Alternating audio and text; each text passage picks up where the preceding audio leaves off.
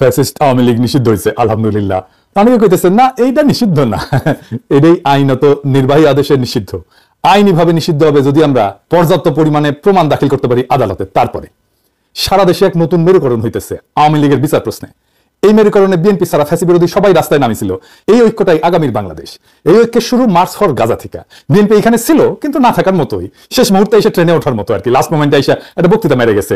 এই আওয়ামী লীগ নিষিদ্ধের আন্দোলনে বিএনপি নাই, ছিল না। বিএনপি আমাদের সাবেকে বলতেছে আমরা আহ্বান জানাইছি, ওনারা আসেন নাই। ফেয়ার এনাফ, ওনারা ওনাদের রাজনীতি ঠিক করে নিছে, ওনাদের জন্য আওয়ামী লীগ নিষিদ্ধ কোনো জরুরি বিষয় না। কিন্তু এটাই হবে আগামীর বাংলাদেশের রাজনৈতিক ফ্রন্ট, যারা আওয়ামী লীগ নিষিদ্ধের প্রশ্নে মাঠে নামছে।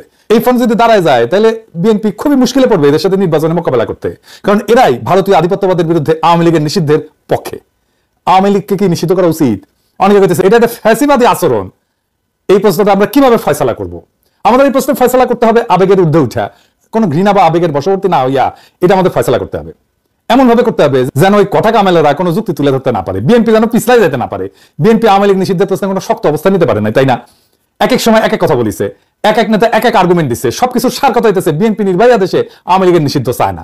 বয়সরবাবু বলছেন যে আজকে আওয়ামী লীগ নিষিদ্ধ করেছে, আগামীতে তারা বিএনপিকেও নিষিদ্ধ করতে পারে। যমুনা আর শাহবাগে না আইসা বিএনপি পলিটিক্যালি লস করলো, কিন্তু এই ছাড়া বিএনপির উপায় ছিল না। এটাই সেই পলিটিক্যাল লাইন যেটা বিএনপি গ্রহণ করেছে। আবার বিএনপির চেয়ারপারসন মানে খালেদা জিয়ার উপদেষ্টার কথা শুনেন, জোগাড়টার কথা শুনেন। যে খেলাধুলা ছেলে পেলেদেরকে নিয়ে আমি তো বলি ন্যাশনাল এনসিপি না, ন্যাশনাল চিলড্রেন পার্টি। এই বাচ্চাকে তারা কখন কি মনে চায়, এখন দুধ খাবো না, একটু করে চকলেট খাবো, একটু করে রসগোল্লা খাবো না, খাবো না, দেশটাকে তো এরকম মনে করছে। আর ওই লুটপাট করে কিছু টাকা পয়সা, এরা তো আসলেই গড় আছে দর নাই, এইরকম গড়ের ছেলেরা আসছিল এখানে, এবং এদেরকে কালো শক্তি এদেরকে রেডি করিয়া কয়েক বছর এই কাজটা করাইছে। এখন এরা ধরাকে সরা জ্ঞান করে। কয়জন মানুষ আছে ইউনুস সাহেবের বাড়ি ঘেরাও করবো, পুলিশ বাধা দেয় না, মিলিটারি তাদেরকে দুলাভাই ডাকে, হ্যাঁ আব্বাজান ডাকে পুলিশে, এরা তো আদর যত্ন মেয়েরা মানে জামাইয়া ধরে নিয়ে আসে। কয়জন লোক হয়েছে এখানে? আওয়ামী লীগের যদি বাধা না দেয়, এখনো যদি বাধা না দেয়, আওয়ামী লীগের ঢাকা সিটির একটা ওয়ার্ড থেকে যে লোক এখানে আসবে ইউনুস সাহেব এখানে অতগুলো লোক তো হয় নাই। আর এরা যদি 200-500 লোকে এইভাবে দাবি করে আর রাস্তার মধ্যে বৈশা যদি একটা কোটি কোটি মানুষের একটা রাজনৈতিক দলকে নিষিদ্ধ করে দিতে পারে, ভালো ভালো। কিন্তু এই নিষিদ্ধ তো এই পৃথিবীতে কোনো কারণে কোনো ডেমোক্রেটিক কোনো গণতন্ত্র বিশ্বাসী লোক চাইতে পারে না। আমার দলও চায় না, আমিও চাই না, এটা তো হইতে পারে না। কি করবে তারা? আওয়ামী লীগকে নিষিদ্ধ করলে জনগণ করুক, এ হলো আমার কথা। এরা কারা? এরা কি? ওর কথা আর কইবার চাই না। তো ওই বিএনপি করে নাকি আওয়ামী লীগ করে? আবার মির্জা ফখরুল কি বলেছিল?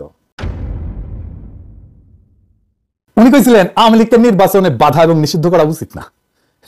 কইছিলেন রাজনৈতিক দল হিসেবে কাউকে বাধা দিতে পারি না, আওয়ামী লীগ নিষিদ্ধের বিষয়ে ফখরুল। আবার এখন কইতেছেন 18 কোটি মানুষ আওয়ামী লীগকে চায় না। তো উনারা কি বলেন বুঝা বলেন কিনা আল্লাহ জানেন। আওয়ামী লীগকে নিষিদ্ধ করার প্রশ্নে কেন বিএনপি দ্বিধান্বিত? কারণ তারা মনে করতেছে যে বাংলাদেশে ইসলামপন্থীদের উত্থান হয়েছে, তারা একা ইসলামপন্থীদের ঠেকাইতে পারবে না। এই জন্যই তাদের এই দ্বিধা বলে আমার মনে হয়। মির্জা ফখরুলের বক্তব্য আমরা পরে আবার একটু বুঝে দেখবো, কিন্তু এবার আসেন দল হিসেবে আওয়ামী লীগের বিচার কেন হবে সেটা একটু বুঝে দেখি। আসিফ নজরুল ভাই বলছেন রাজনৈতিক দলগুলো চাইলে আওয়ামী লীগ নিষিদ্ধ করা যাবে। আওয়ামী লীগের নিষিদ্ধ কি রাজনৈতিক দলের চাওয়ার বিষয় হয়? সব রাজনৈতিক দল চাইলে কি আমরা কোনো রাজনৈতিক দলকে নিষিদ্ধ করতে পারি? আবার ধরেন কেউ চাইতেছে না, তাইলে কি আমরা কোনো রাজনৈতিক দলকে নিষিদ্ধ করতে পারবো না? এটা একটা জটিল প্রশ্ন। এই প্রশ্নটা আমাদেরকে খুব গভীরভাবে বুঝে দেখতে হবে। কেন আওয়ামী লীগের বিচার আর নিষিদ্ধের বিষয়টা রাজনৈতিক দলগুলোর চাওয়া না চাওয়ার বিষয় না, এমনকি জনগণের চাওয়া না চাওয়ার বিষয় না। ধরেন একজন ব্যক্তি অপরাধ করলো, তাকে ব্যক্তিগতভাবে দায়ী করা যায়, এটা খুবই সহজ কথা। কিন্তু যখন একটা রাজনৈতিক দল সংগঠিতভাবে অপরাধ করে, রাষ্ট্রবিরোধী কাজ করে, মানবাধিকার লঙ্ঘন করে বা গণতন্ত্র ধ্বংস করে, তখন বিষয়টা শুধু ব্যক্তির অপরাধ থাকে না, তখন তা হয় ইনস্টিটিউশনাল বা সাংগঠনিক অপরাধ, যার বিচার দল হিসেবে করা যায়। তো এই সংগঠিত অপরাধটা কি আসলে? এই সংগঠিত অপরাধ হইতেছে রাজনৈতিক দলের সেই অপরাধ যা রাষ্ট্রের যে বুনিয়াদী আদর্শ সেটাকে ধ্বংস করে দেয়। রাষ্ট্রের বুনিয়াদী আদর্শটা কি এটা বুঝতে হলে আমাদের বুঝতে হবে রাষ্ট্রটা আসলে কি। এই বিষয়টা একটু জটিল মনে হতে পারে, কিন্তু সেলসেলাইয়া বুঝে যাবেন, কোনো অসুবিধা নাই। এই বিষয়টা আমাদের বোঝা খুবই দরকার, কেন আওয়ামী লীগকে আমরা নিষিদ্ধ করতে চাই। রাষ্ট্র আমাদের সবার সার্বভৌম ক্ষমতার একটা অংশের সমষ্টি, মানে সবার, আপনার আমার সবার সার্বভৌম ক্ষমতার একটা অংশ আমরা দিয়া রাষ্ট্রটাকে বানাই। যে আমরা রাষ্ট্রকে দিয়া, ওই সার্বভৌম ক্ষমতা রাষ্ট্রকে দিয়া তাহলে শক্তিশালী করি। কেন করি? কারণ সে আমাকে রক্ষা করবে, এটা রাষ্ট্রের দায়িত্ব। ধরেন আমরা কেউ মারলো, একজন মর্যাদাবান মানুষ হিসেবে আপনার আমার দায়িত্ব হচ্ছে পাল্টা মাইর দেওয়া, তাই না? যে আমরা মারছে, আমরা পাল্টা মাইর দিই না। কেন দিই না? আমি আমার পাল্টা মার দেওয়ার ক্ষমতাকে রাষ্ট্রের হাতে অর্পণ করি আর বলি আমার এই ক্ষমতা নাও, আর আমার যে মারছে তার বিচার করো। এই যে রাষ্ট্রের সাথে আমার বোঝাপড়া, জনগণের যে চুক্তি, আমি যে কইলাম যে আমার ক্ষমতা নাও, তুমি এটা বিচার করবা, এটাই হইতেছে সংবিধান। আমার রাষ্ট্রের কাছে নিবেদন করার শক্তি নিয়ে তৈরি হয় রাষ্ট্রের প্রতিষ্ঠান, পুলিশ হয়, আর্মি হয়, আদালত হয়, নির্বাচন কমিশন হয়, আমলাতন্ত্র হয়। তাহলে রাষ্ট্রের মৌলিক কাজ হতেছে নাগরিকের সুরক্ষা দেওয়া।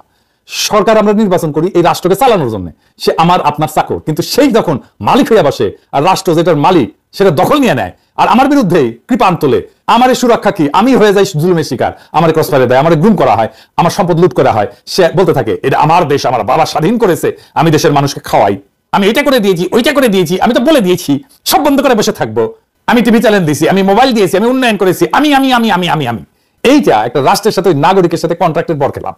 এটাই রাষ্ট্রের বুনিয়াদী বৈশিষ্ট্যকে ধ্বংস করা। এই দলকে রাষ্ট্রে থাকতে দেওয়া যাবে না, এটা ক্যান্সার। এটাকে কাইটা ফেলে না দিলে আপনাদের মেরে ফেলবে। সব দল যদি চায়, সব মানুষ যদি চায় না এই দল থাকুক, তাও এটাতে থাকতে দেওয়া যাবে না। মির্জা ফখরুল বলেন যে জনগণ সিদ্ধান্ত নেবে আওয়ামী লীগ থাকবে নাকি থাকবে না। এটা একটা বুলশিট। এটাতে বোঝা যায় আপনি রাজনীতি বিষয়টাই বুঝেন না, অথবা ইচ্ছা কইরা বিভ্রান্ত করতেছেন। আওয়ামী লীগকে নিষিদ্ধ করা জনগণের সিদ্ধান্ত নেওয়ার বিষয় না। এটা আগে আলাপ করছে কেন, আরেকবার একটু বুঝে দেখি। কোন দল তাদের আদর্শ বা রাজনীতি একটা গণতান্ত্রিক রাষ্ট্র সহ্য করতে পারবে কিনা, এই সিদ্ধান্তগুলো নির্ধারিত হয় মূলত আইনের শাখা বা জুরিসপ্রুডেন্স এবং রাজনৈতিক দর্শনের আলোকে। এগুলোর সাথে জনমতের কোনো সরাসরি সম্পর্ক নেই। এটা জনমতের বিষয় না, এটা একটা আইনি বিষয়, এটা একটা রাজনৈতিক দর্শনের বিষয়। জনমত দিয়ে তাহলে কি করা হয়? জনমত দিয়ে করা হয় রাষ্ট্র কেমন হবে, কি ধরনের ন্যায় বিচার ভিত্তিক কাঠামোর উপরে দাঁড়াবে, সেটাই জনমতের মূল ফয়সালা।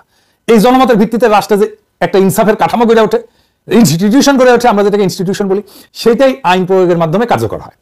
কখনো কখনো জনমত রাষ্ট্রীয় ফাউন্ডেশনের, এই বুনিয়াদী ফাউন্ডেশনের পরিপন্থী হতে পারে। সেই পরিস্থিতিতে জনমতে তোয়াক্কা করা যাবে না। রাষ্ট্রকে সিদ্ধান্ত নিতে হবে যে তার ন্যায় বিচারমূলক কাঠামো অনুযায়ী এইটা তার ফাউন্ডেশনের পরিপন্থী কিনা। যেমন ক্রসফায়ার, পুলিশ হেফাজতের নির্বাচন, গণধোলাই, এই সমস্ত অনেক দেশে জনপ্রিয় হতে পারে, পাবলিক পছন্দ করতে পারে, কিন্তু তার রাষ্ট্রের মৌলিক ন্যায় বিচার এবং ভাবনার পরিপন্থী। সুতরাং এগুলা বিচার ব্যবস্থার দৃষ্টিতে খুন, টর্চার, অ্যাটেম্পট টু মার্ডার, এইসব ফৌজদারি অপরাধ হিসেবে গণ্য হবে। এইখানে জনমতের দোহাই দেওয়া অপরাধের অস্বীকারের কোনো সুযোগ নেই। এই একই যুক্তিতে কোন রাজনৈতিক দলকে নিষিদ্ধ করা হবে কিনা সেটা নির্ধারিত হবে রাষ্ট্রের মৌলিক ন্যায় বিচার এবং রাজনৈতিক আদর্শের সাথে ওই দল সঙ্গতিপূর্ণ কিনা তার উপরে। জনমত বা অন্যান্য কোন রাজনৈতিক দলগুলোর মতামত এখানে বিবেচ্য না। যদি আওয়ামী লীগ আদর্শিকভাবে ফ্যাসিস্ট হয় এবং সন্ত্রাসবাদ হয় তাদের রাজনৈতিক কৌশল, তাহলে বিএনপি বা অন্য দল তাদের টিকায় রাখার পক্ষে থাকলেও রাষ্ট্র তাদের নিষিদ্ধ করতে বাধ্য, কারণ এটা রাষ্ট্রের ফাউন্ডেশনের বিরোধী, এটা রাষ্ট্রকেই ধ্বংস করে ফেলবে। আবার যদি আওয়ামী লীগ এইসব মানদণ্ডে না পড়ে, তাহলে বিএনপি, অন্য দল, জনগণ সবাই বিরোধিতা করলেও শুধু জনমতের ভিত্তিতে তাদের নিষিদ্ধ করা যাবে না।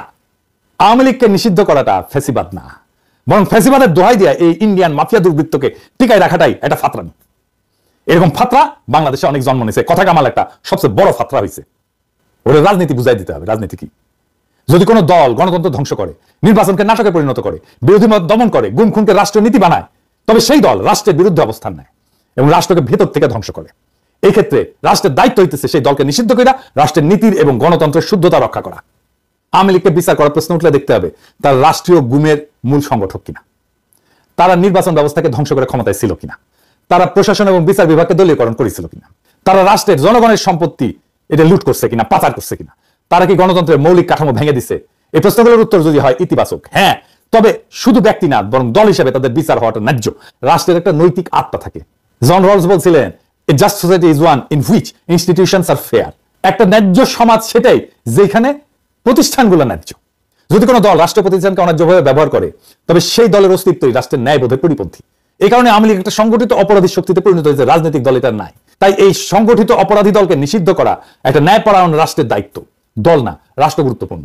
রাষ্ট্র গণতন্ত্র রক্ষা করতে ব্যর্থ হইলে সেটা তার নিজের আত্মাকে হত্যা করে। আওয়ামী লীগ যদি বারবার প্রমাণ করে তারা গণতন্ত্র, মানবাধিকার, আইনের শাসনকে ধ্বংস করেছে, তবে সেই দলের প্রতি সহনশীলতা নয় বরং আইন এবং নৈতিক বিচারে নিষিদ্ধ করাই হবে প্রকৃত প্রগতিশীলতা। দেখেন মুজিবের আমলে এটা স্বৈর শাসন আনছে না, আবার হাসিনার আমলে ফ্যাসিবাদ। একই দল তো, তাই না? একই দল তো বাকশাল করছে, একই দল হাসিনা করছে, একই দল হাসিনা ফ্যাসিবাদ করছে।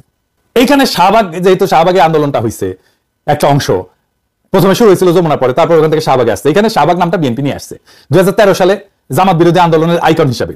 যে আন্দোলন ফ্যাসিবাদ কায়েম করছিল, বিএনপি কইতেছে শাহবাগে সবাই গেছিল, ছাত্রদল যায় নাই। এটা 6 ফেব্রুয়ারির সংবাদ, মানে শাহবাগ শুরু হওয়ার পর দিন। আর 12 ফেব্রুয়ারিতে বিএনপি শাহবাগকে স্বাগত জানাইছে। হ্যাঁ, ওইটা আর কয় না। হ্যাঁ, বুঝছাও। এইবার বিএনপির লোকেরা বলেন তো, আপনার দল কেন স্বাগত জানাইছিল?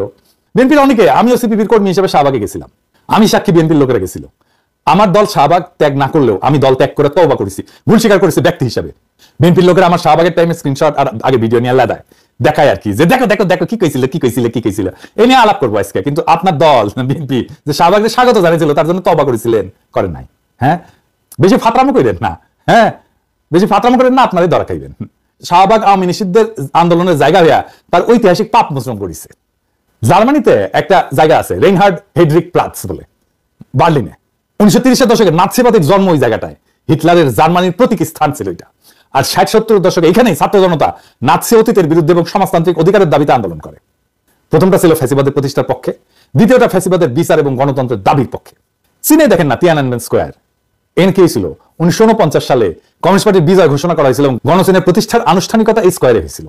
আবার 1889 সালে, তখন আমরা ছাত্র, কেবল ছাত্র জীবনের শেষ দিকে, সে একই স্কোয়ারে ছাত্র তরুণদের গণতন্ত্র এবং রাজনৈতিক সংস্কারের পক্ষে বিশাল বিক্ষোভ হয়েছিল। পরে সেনাবাহিনী গুলি কইরা সেটা দমন করে। প্রথমটা ছিল কমিউনিস্ট শাসনের প্রতিষ্ঠা, আর দ্বিতীয়টা ছিল কমিউনিস্ট শাসনের অবসানের আকাঙ্ক্ষার আন্দোলন। তো শাহবাগের টাইমে আমি একটা বক্তব্য দিয়েছিলাম, সেটা আরো অনেক দিয়েছিলাম, কিন্তু একটা বক্তব্য ঘুরে ঘুরে বেড়ায়, আপনারা নিশ্চয়ই দেখেছেন। আগে বক্তব্যটা শোনেন, আমি নিজেই দেখাচ্ছি, শুনেন। একটা জিনিস বুঝতে হবে, Jamaat was not a mere collaborator, Jamaat was part of East Pakistan provincial government. তারা 4টা মন্ত্রী ছিল, commerce, revenue, industry and education. 4টা মন্ত্রী নিয়ে ইস্ট পাকিস্তান প্রভিন্সিয়াল গভর্নমেন্ট যারা গণহত্যা চালিয়েছে, যারা সেই আর্মিকে, পাকিস্তান বর্বর আর্মিকে নেতৃত্ব দিয়েছে, সেই সরকারের পার্ট ছিল জামাত ইসলাম। সো সেই গণহত্যার, মুক্তিযুদ্ধের সময়ের গণহত্যার সমস্ত অপরাধের নৈতিক এবং বাহ্যিক ব্যবহারিক দায়িত্ব এই সংগঠনটাকে নিতেই হবে। দেখেন দেখি যা কি কইছিল, আমি ওইটি যা বলেছিলাম তা এখনো ভ্যালিড, আমি এটার পক্ষে। আমি এই কথাটা জামাতকে এখনো বলি, কয়েকদিন আগেই বলেছি, জামাত আমার এলাই হতে পারে, আমার মিত্র হতে পারে, কিন্তু তার পলিটিক্যাল মিস্টেকের দায় তো আমি নিব না, কেউই নিবে না। হ্যাঁ, বন্ধু হিসেবে, রাজনৈতিক মিত্র হিসেবে পরামর্শ চাইলে আমি দিতেই পারি, পরামর্শ যাতে রাজনৈতিক ভুলকে ট্যাকেল করার জন্য কাজে লাগাতে পারে, কিন্তু তার রাজনৈতিক দায় তার একান্তই তার, আমার না। আমার মিত্রের রাজনৈতিক দায় আমি নেব না, কেউই নেবে না। জামাতও আমার মিস্টেকের দায় নেবে না। 1971-এ জামাতের 2টা বড় ভুল ছিল না, পাকিস্তানের অখণ্ডতা রক্ষা করতে চাওয়াটা কোনো অপরাধ না, ভুলো না, এটা একটা অনেস্ট পলিটিক্যাল পজিশন। সমস্যা হয়েছে 25 মার্চ রাতে একটা গণহত্যা হয়েছিল, এটা জামাত নিজেও স্বীকার করে। কি জামাতের ভাইরা আপনারা স্বীকার করেন না? এটা গণহত্যা একটা জাতির জীবনে খুবই গুরুত্বপূর্ণ ঘটনা। সেই প্রশ্নে আপনাকে ভিকটিমের পক্ষে দাঁড়াইতে হবে, জালেমের বিরুদ্ধে দাঁড়াইতে হবে। জামাত ওই গণহত্যার বিরুদ্ধে কোনো রাজনৈতিক পজিশন নেয় নাই, কোনো বিবৃতিও দেয় নাই। তারপরে আবার কি করছেন, ওনারা মহাসমর হয়ে সরকারে জয়েন দিলেন। হ্যাঁ, পূর্ব পাকিস্তানের সরকারে। ধরেন হাসিনা পড়লো না অগাস্টে, সে তার সরকারে আনু মোহাম্মদকে নিল, পরে জুনায়েদ সাকিকে নিল, সিপিবিকে নিল। তো এটা কি তাহলে সেই জুলাই আগস্টের গণহত্যার দায় নিয়ে ফেললো না? তার দায় তাদের কাছে